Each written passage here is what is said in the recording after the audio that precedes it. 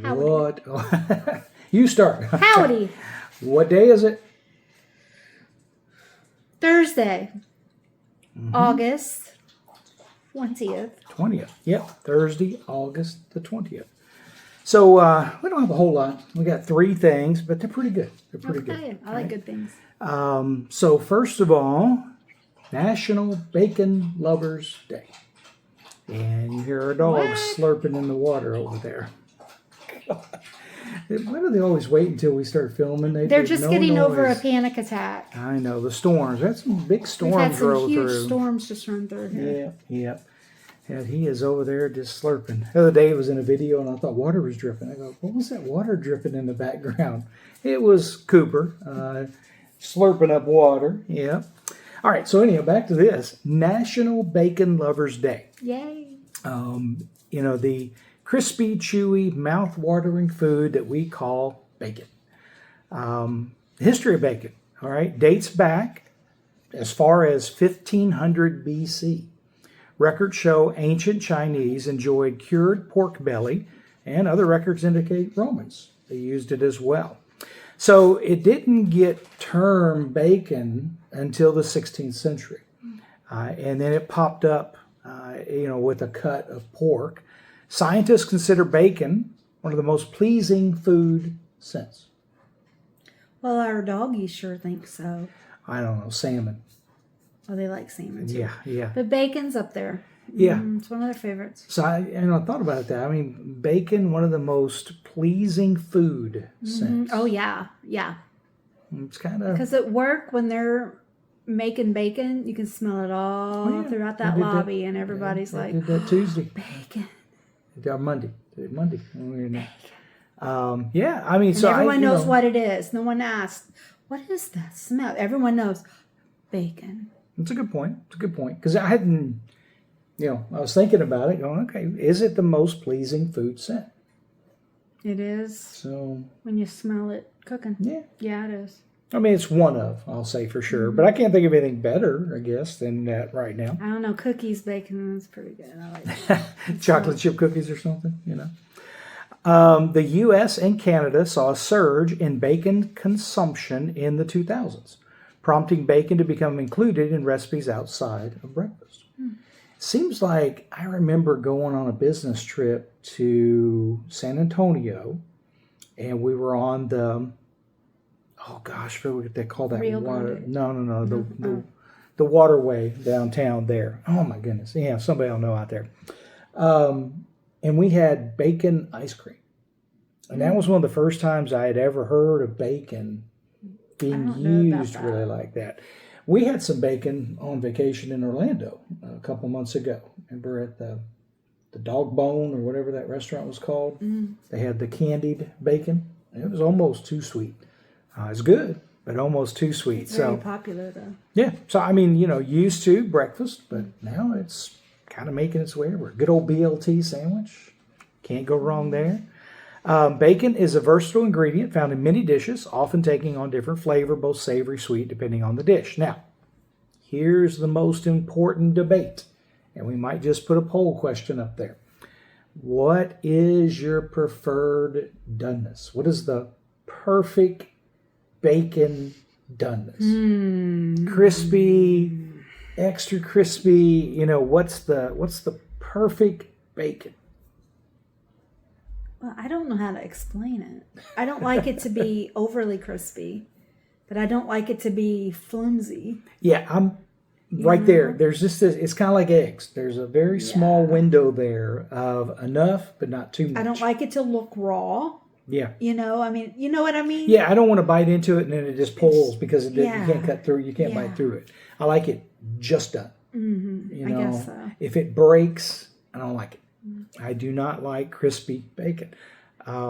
We were at some place recently and the bacon, it was actually down at Ruby Slipper. Usually very, very good down there in Orange Beach, Gulf Shores. But the bacon was just burnt. I mean, in my opinion, burnt. It was very well done. But bacon is subjective, I think. There's a lot of variables. So again, we might just put a poll up there. We want to hear from you. All right, let's see what the most popular bacon is. You like it flimsy? Yeah. You like it extra crunchy burnt? You Or like it just crunchy? crispy. Just crispy. Or just in between flimsy and crunchy, I guess. I like it crunchy, but I like it For sure. in between done and crunchy. For sure, I don't think there's anybody out there would say raw. No, there's good news. So we can. I like it to be able to, like you pick it up, I mean, that it holds its shape. I don't like to pick it up and it goes limp. Yeah. Well, definitely we won't put raw on the poll. But all right, civilians were encouraged to save their bacon grease and donate it to the military during World War II. The fat was apparently rendered and used as a key component to produce bombs and gunpowder. Wonderful. It's interesting. Bacon has many alternatives, include turkey bacon, plant-based bacon. That's not bacon. No, that is not bacon. I can't get on board with that. No, that is no. But all right. But it's a good alternative for those who are and who need to watch their. Absolutely, but that's not me. It's not me. How about this? How about this? All right, let's move on. How about this? Bringing home the bacon. Remember that phrase? Heard that phrase? Bringing home the bacon. Well, it originated in England during the 12th century. It's actually a true phrase. Apparently, a church offered a side of bacon to any married man who could refrain from arguing with his wife for an entire year. Those who could bring home the bacon were highly respected for their ability to not bicker with their wife, especially for an entire year. So I'm bringing home the bacon, I feel like there was some cheating going on there. Well, it depends on how much the wife likes bacon, I guess. She might just say everything was fine. But interesting. How do people know? How do you know? I'd love to we're going to do a series one of these days about, the phrases that we adopt and have and what they really come from, what they really mean. But there's one for you. Bringing home the bacon. So there you go. Tell somebody today that if you don't argue with your wife for a year, you get to bring home the bacon. Despite the fact that bacon has been a staple in our diets for thousands of years, National Bacon Lovers Day has only been around since 2015. So 11 years. Really? Now. Yeah. Well, that's shocking. Yeah, you think they because there's a lot of bacon loving people out there. And these national days. Just like us doing this series every day with the What Day, they've really taken off more in the last few years, where people have shown a lot more interest in these national days. In fact, it gets out of hand. We're just filtering through the days that are out there, right? National Radio Day. National Radio Day. So it recognizes the great invention of the radio, celebrating the news, information, music, and stories carried across the airways. I'm trying to think, is there even a radio anywhere in our house? I'm sure, we can digital radio on some, subscribe to a channel or something. Yeah, but that's how I get mine. There's no radio. On your speaker thing, there's not a radio? No, there's no radio in our house. And I think here again, generations, born in the 60s, 70s, late 60s, early 70s here, that we just didn't have it. We were in the TV days. Now, I remember the big console TVs and the tubes and all that, but we always had TV. We didn't gather around the radio. But before TV really took hold and, became the medium, radio was, you hear about the Lone Ranger and the little decoder rings that kids would send off for, and there would be the little challenges and things. But again, that kind of predates us. In the 1920s, that's when commercial broadcast stations began to come to the forefront. Around the world, listeners tuned in for news and world events. The first commercial radio broadcast was November 2nd, 1920. Westinghouse Electric and Manufacturing broadcast the voter returns of the 1920 presidential election. They broadcast out of Pittsburgh, Pennsylvania under the call sign KDKA. Go Pittsburgh. Other radio facts. So radio ownership. In 1931, 2 out of every 5 homes owned a radio. 7 years later, 1938, 4 out of 5 owned a radio. So again, it was the source of entertainment, of news, well before TV. It really became accessible and the way it is. According to FCC statistics, at the end of 2012, more than 15,000 licensed broadcast radio stations were operating. October 1st, 1999 was the first satellite radio broadcast that occurred. How about this? Favorite 80s or childhood station? Radio station? Oh, gee, I don't know. You want to think of one? 96.1? Oh, you mean for us? I thought you meant Well, for yeah, in general. Yeah, well, think about it. What's we your all didn't, favorite sure. 80s station? What'd you have as a kid? I mean, in Evansville, we listened to usually 96 STO. Yep, 96.1 WSTO, right? That was our go-to for in the the days most there. popular music. I remember, here we go again, cassette tapes. We would make mixtapes. And I'll never forget, we didn't know, and we thought when you recorded, it was recording all of the noise in the background. So we'd get real quiet when we were recording a song off the radio because we could recognize the first couple of notes and, oh yeah, I really want this one. I remember we tried forever for, what was it, Toto? So it had some kind of a big song, and we could recognize the first few notes, and we get so mad if the DJ interrupted or talked over it at the end. But yeah, we thought we used to, and we were outdoors as a kid, and we're like, be quiet, I'm fixing to record.